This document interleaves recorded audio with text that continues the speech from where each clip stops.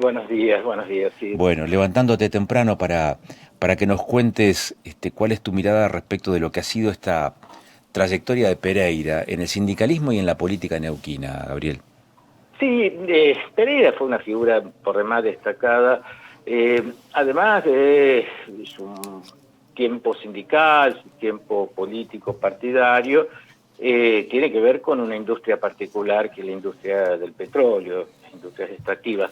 O sea, hay tres escenarios que lo marcan como, bueno, como parte de la historia, no solo de la provincia de Neuquén, sino de la región, y podemos plantearlo también a escala nacional, ya que su vinculación en el escenario nacional, ya sea por la vía partidaria y su lugar como senador, en un periodo, bueno, importante de la historia reciente argentina, de la misma manera que, bueno, en su acercamiento a una parte del movimiento sindical argentino, siendo inclusive segundo al frente de una de las CGT, en uno de esos momentos donde la propia historia del movimiento sindical de nuestro país se dividió. O sea que es una historia que marca, bueno, está marcada por una trayectoria, propia trayectoria, una impronta personal también, una construcción de un ámbito gremial, pero extraordinario, que en ciertos sentidos continúa la línea del viejo sindicato del petrolero, de petroleros estatales, el SUPE, con, digamos, con coberturas que van, diríamos nosotros, desde la cuna hasta la tumba para el mundo de los trabajadores y su propio mundo familiar, estableciendo una sociabilidad muy intensa y un apego a la vida gremial y política desde su propio lugar, pero además transmitiendo a toda una generación de dirigentes, que, bueno, que es sin duda por demás interesante. Ujú.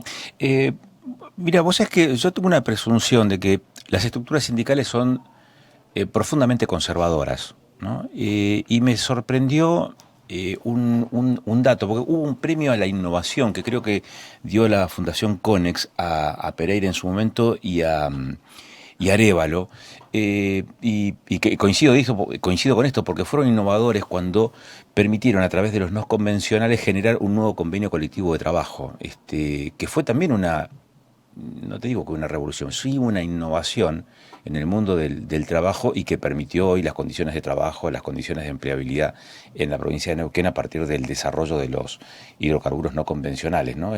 También fue un innovador en ese aspecto. ¿Lo mirás de la misma manera? ¿Cómo lo ves eso, Gabriel? Bueno, en principio podemos seguir esa línea en las dos dimensiones, ¿no es cierto? Lo conservador y lo innovador.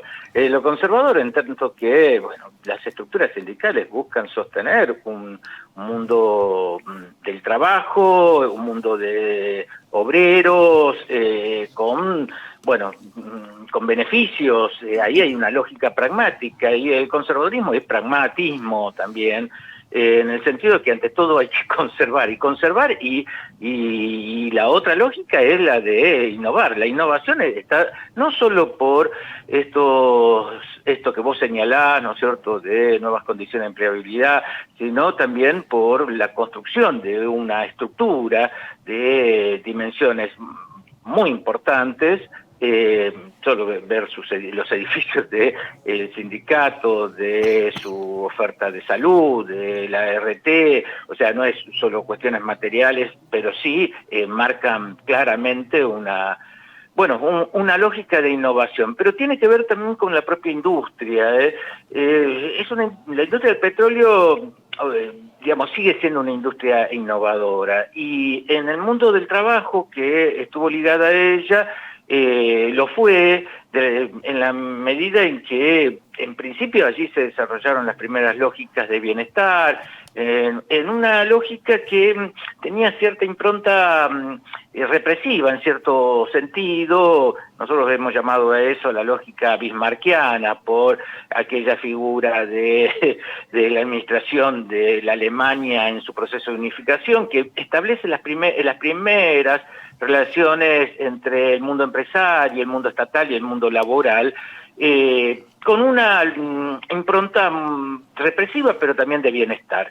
Y eso se llegó acá de la mano de Mosconi, se mantuvo en cierta medida durante el peronismo, pero incluyó la vida sindical. Y en esa vida sindical la historia de Pereira se escribe desde dos lugares. Primero pensemos en ese pequeño sindicato que en el año 83 tenía 2.000 afiliados y solo comprendía algunas industrias y algunas localidades, y hoy es una trama que se ha multiplicado por casi, bueno, y llegando a los 30.000 trabajadores, con presencia en 3 provincias, con un protagonismo político muy importante dentro de un partido provincial que hasta hace poquito gobernaba la provincia, pero que en cierta medida mantiene su presencia, con liderazgos en los municipios, con un bloque de diputados provinciales, el mismo Pereira llegando a ser senador nacional.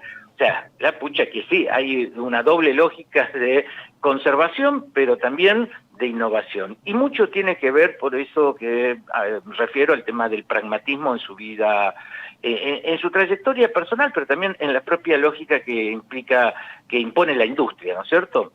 Gabriel, te escuchaba obviamente relatar bien, de manera muy minuciosa todo el proceso, toda la trayectoria justamente del dirigente Guillermo Pereira. ¿Es muy exagerado decir que de acá en adelante su figura va a ser materia de estudio también? Desde ya que no es exagerado, o sea, los historiadores, los que hacen historia social, historia también política, porque en su caso, en caso de la figura de Belenguer, perdón, estoy trabajando sobre la figura de un exgobernador del territorio de Neuquén y por eso la confusión. La figura de Guillermo Pereira va a ser, digamos, a ver, son 40 años de historia sindical, pero también son los 40 años de historia de la democracia del país, digamos, desde el 83 a la actualidad, pasando inclusive a escala provincial, recorriendo todos los liderazgos al interior del partido provincial, marcan que es una figura por más destacada. Desde ya también hay otras cuestiones por explorar, la relación empresa-sindicato, empresas-sindicatos, la propia lógica, ¿no es cierto?, de negociación, la cuestión de la resistencia, la cuestión de la integración, son todos campos que son propios para entender la lógica del mundo sindical, y también a entender a estas personas, a estas personalidades, sus biografías. Yo creo que cuentan porque son relevantes. Claro. Y otro aspecto por ahí que destaca uno que te está consultando, tiene un par de años menos, tampoco tantos, no nos vamos a sacar de encima el tiempo, pero sí obviamente que una de las cuestiones llamativas es la capacidad de adaptabilidad a cada contexto, ¿no? A cada ambiente político nuevo, a cada año nuevo, ¿no? Y sin embargo su presencia se mantenía totalmente sólida, ¿no? Sí, a ver, fue una figura necesaria, hay que plantearlo en esos términos. Y porque inclusive si uno solo recorre la trayectoria política al interior del movimiento popular neuquino y la relación que establece con el sindicato a escala nacional, vemos que ha sido un actor que ha ganado y perdido. Ha ganado elecciones y ha sido derrotado. Ha tenido buenas jugadas y ha tenido otras que no le han resultado funcionales a sus objetivos. Sin embargo, digamos, aún con todo ello, siempre fue una figura con qué contar, ¿no es cierto? Porque importaba su representación gremial, porque en definitiva toda su construcción política, biográfica, a escala local y a escala nacional, nace y se fortalece desde ese lugar que le da el sindicato. Inclusive a nivel del movimiento popular neuquino, construyó una de las partes que han conformado esa entidad partidaria, lo que podríamos llamar una suerte de partido petrolero, o de petroleros, y fue tan importante que obtuvo la dirección de municipios. De hecho, la actual conducción fue parte de esa trayectoria. No hay duda que es una figura para estudiar. Uh-huh. Me da la sensación de que hay una construcción sindical en la trayectoria de Pereira, una trayectoria política, partidaria, dentro del MPN y en Neuquén, que no se traduce en las otras provincias en donde la misma estructura sindical también tiene representación de ese sector laboral. Y además hubo una gran construcción territorial, porque me da la sensación de que el norte neuquino, de sectores como Rincón, Añelo, no solamente son territorio petrolero por la extracción de hidrocarburos, sino por la presencia, digamos, por la omnipresencia del sindicato que hoy conduce Rucci y que forjó Pereira. ¿Lo compartís eso? ¿Cómo lo ves?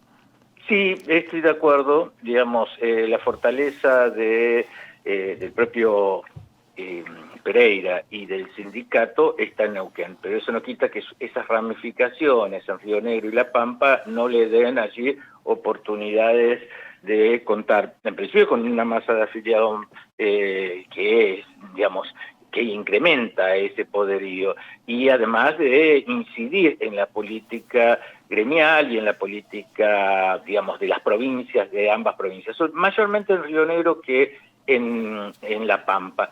Aún así, la escala ha sido mayormente territorial y no nos olvidemos que la importancia radica en que mucho de la actividad gremial y la oferta de servicios que tiene el sindicato en gran medida compite con el Estado local y el Estado provincial.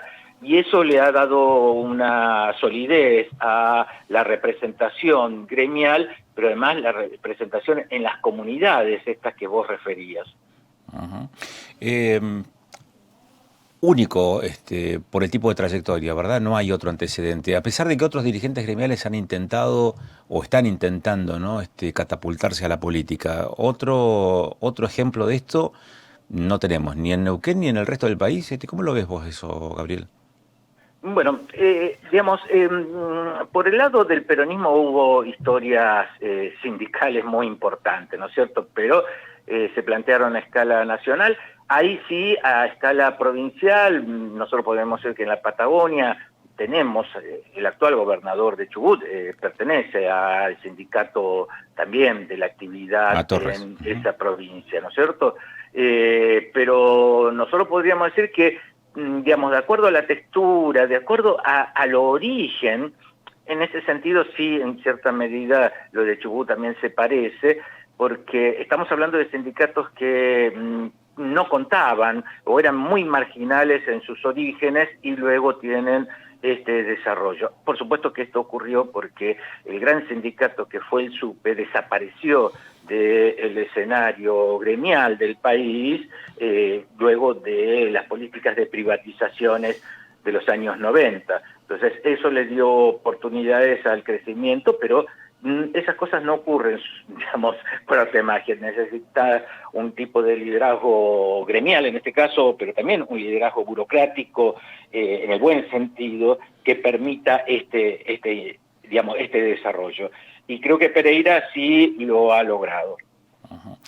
Gracias por la gentileza, por estos minutos, por este tiempo generoso de tu parte para charlar respecto de lo que ha sido la trayectoria de Pereira, dirigente sindical y político que ayer, después de transitar por una enfermedad de estas tortuosas que significan las que nos suelen acompañar en más de una oportunidad, bueno, la desaparición física de Pereira en el escenario sindical y político, como te decíamos, de la provincia de Neuquén. Gracias, Gabriel, por estos minutos, muy amable, como siempre. Gracias, Agustín, gracias, Luciano.